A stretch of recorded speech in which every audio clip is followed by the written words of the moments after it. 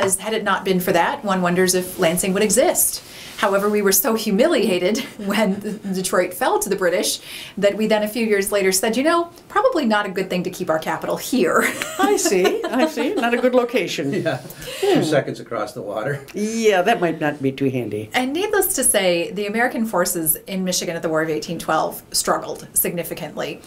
There's a great quote that, of course, this is at a time when Britain is also fighting Napoleon in Europe. So there are multiple wars of 1812 going on. Oh, I see. And to be perfectly honest, they were a little less concerned about what was happening in America than in Europe. So the troops they sent, for example, to Mackinac to attack were second rate at best. Their commander reported, their captain, Charles Roberts, reported to his commander that the men in his company were, quote, were so debilitated and worn down by unconquerable drunkenness that neither the fear of punishment, love of fame, or the honor of their country could animate them to extraordinary exertions. And shame on us, they still beat us. That's not a good sign. They had No, Tecumseh it's not. on their side. That would help. Yes. He kind of knew the terrain. Yes. And there was a large Indian Confederation in Michigan that played a major role in the War of 1812. And of course, they were fighting with the British. In fact, a party that Tecumseh was leading actually captured some correspondence from Hull. Hull was writing back and forth to the Secretary of the State, William Eustis. And in this letter, he talks about how he is so concerned that all of these Indians are going to be able to come in and overpower Fort Detroit and take it. And up until the point this letter was captured, the British weren't so sure they could attack Fort Detroit because they knew they would be outnumbered there. But then they realized that the Americans were terrified. And so they decided to move in, and they captured it. He was charged with cowardice. Yes. Oh. And he was convicted. Executed? No. No? Was it, who would, I thought they pretty Madison? much did summary justice back I think then. so. They commuted the sentence. But, yeah, because of cowardice. Wow. He just basically gave the fort up. He Wow. was not a great commander. Well, one of the things we do know about that era is people were mostly drunk. Yes. I mean, if you really take a look at it, they've charted the alcohol consumption since pre-revolutionary days, and people were tanked most of the time. I guess Yes. the food was fairly bad, and often had problems. The water in it, was bad. Right, so you throw a little alcohol in it, tended to kill some of the bugs. Right. There was no concept of legal drinking age, and No. people didn't consider something like beer to be alcoholic. Right. Everybody brewed their own. So you had varying alcohol contents. People were making a lot of cider and drinking that. Hard cider. There's a food blogger that I've followed online for a long time who decided, based on a journal, I believe it was that Thomas Jefferson kept, she was going to try to drink her way through a day with Thomas Jefferson. This woman was not a teetotaler by any means. And by 2 o'clock in the afternoon, she was totally sloshed. Oh, It's a yeah. funny story. Because- Did she video?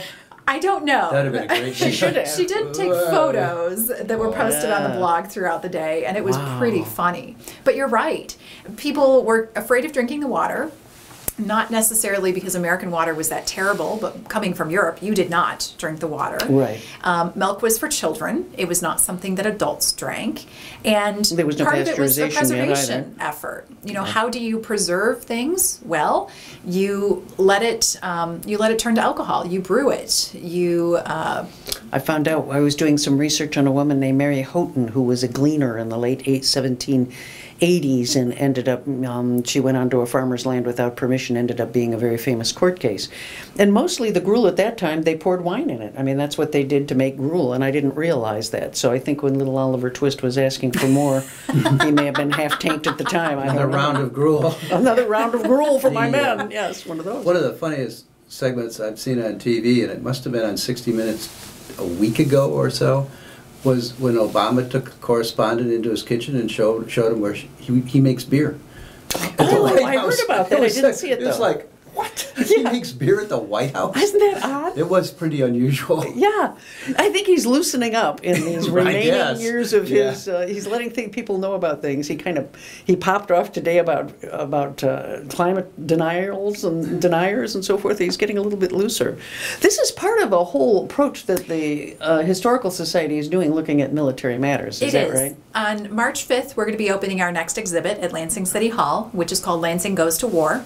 It looks at a period of Lansing history starting with the Civil War and going through Desert Storm. And the exhibit will look at roles men and women from the area have played during times of war, whether it's combat roles, whether it's roles serving as nurses. And we're also going to look at how war has affected Lansing itself. For example, wartime production at the plants during World War II. We're also going to be talking a little bit about some of the peace movements during various wars. Of course, if you lived in the Lansing area during the Vietnam War era, you probably remember large peace marches and protests during that period. Yeah. And it just shows how a conflict may be happening somewhere across the world, but it's happening also right here, on our streets, in our living rooms, whether it's hanging a banner in your window with blue stars praying they don't turn to gold because you have sons fighting overseas, whether it's corresponding with letters, with telegrams, whether it's reading the nightly newspaper to see what's happening. War comes home to every place across America, and it affects every place. Lansing's no exception. Well, we saw Ken Burns do the wonderful thing with the letters from the Civil War, and I think that sort of set the standard for helping people personalize and find out how these treasures that get handed down in families really help us understand those eras. And there are incredible stories. There's a nurse that I've been researching the last week or so who lived in was from Indiana originally. She was a nurse throughout all of the Second World War. She was in North Africa. She went into Italy. She actually, at the end of the war, went with the medical team into one of the concentration camps in central Germany. And what's interesting is the national government at the time asked people to bring home concrete proof that this had happened, that these camps were there. And so there are a few photos that have been passed down in her family of the concentration camps that are horrific, but absolutely incredible at the same time, because they remind you that this really happened. And it was local men and women from mid-Michigan who were going in and dealing with the aftermath of these tragedies. When I was in the 6th grade, my girlfriend Marilyn Gander, whose father had been a general in the Second World War, he was with the USO troops.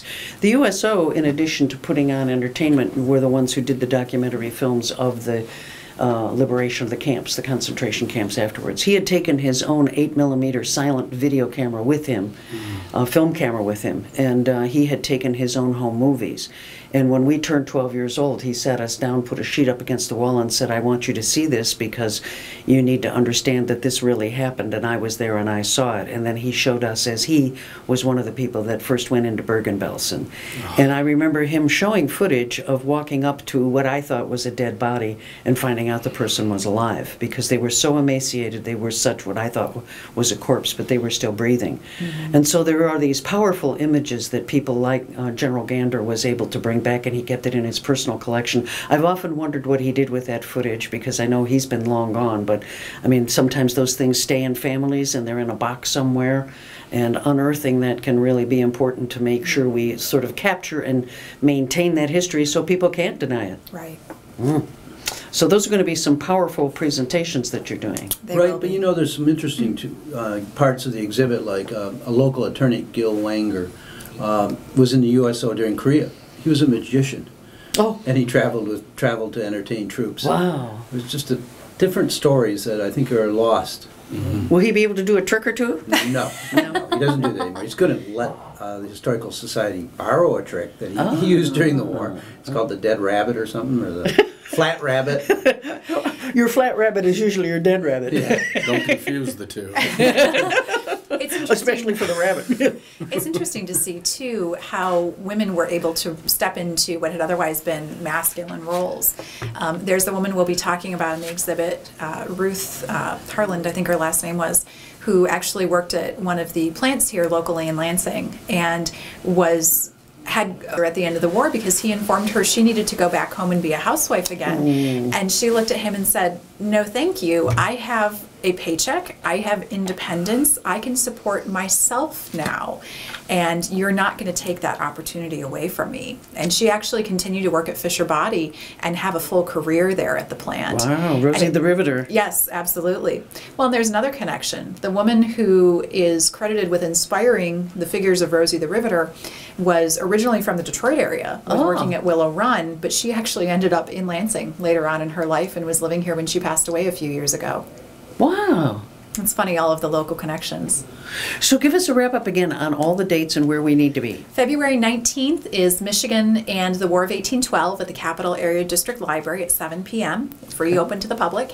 We'll be opening our exhibit on March 5th at Lansing City Hall. Lansing Goes to War. That'll be at 6 o'clock. And then at 7 o'clock in Lansing City Hall, right in the atrium, we are going to have a program that night about World War II era music. And how the war is affecting that's music, great music at that from that time. era. It is. And the professor that's giving it, he named his talk "The Conscription of Jazz" or Swing during World War II. How they used it to kind of keep the troops moving. Very cool. I actually saw the Jimmy Dorsey band when I was 12 years old. It came and toured my area. It was one of its last gasp tours across the United States, and that would have been 1956.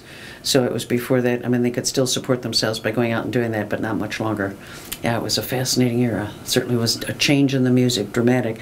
I remember the first two albums that I bought were Frank Sinatra and Elvis Presley. Yeah. So I bought them on the same day, first two albums. And I think it was Carnival of the Animals by Sanson. And so you had three different genres all in one time, but that was what that era was kind of like. So we will see all of this go Lansing Goes to War and learn a little bit about the War of 1812, which is a forgotten war. I'll be there to learn a little bit about that. And people can go to lansinghistory.org. Is that right? Lansinghistory.org. You can also like us on Facebook. There'll be more information on our website and our Facebook page as we continue planning for other war-themed events. That'll be wonderful. Thank you very much.